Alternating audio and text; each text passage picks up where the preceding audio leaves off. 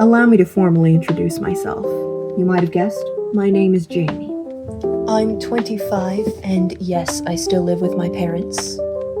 I have been blessed by an extremely supportive family, so they let me live here and mooch off of them while I self-publish my book and drain my savings account.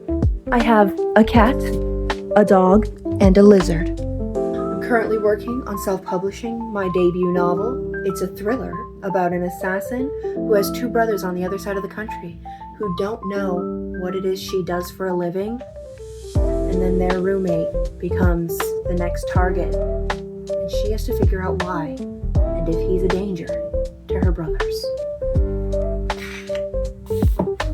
I am a Christian, which was weird when asked what my book was about. I remember telling two old ladies that have gone to our church for a long time that it was about an assassin, and they both looked at me like, it is, however, one of my proudest moments, as I did write one of them into the book. I didn't get into reading until I was 13 years old, and that was with Lord of the Rings.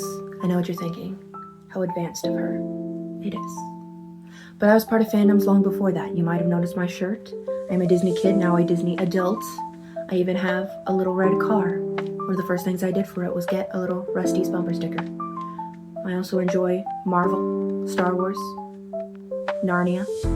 Some of my current fandoms, I'm not sure you can tell, include Sarah J. Maas, specifically Throne of Glass, always.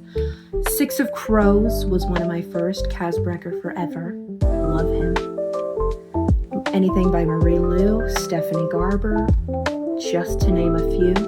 Now you might be thinking to yourself, Jamie, that sounds like you like a lot of fantasy. Why did you write a thriller?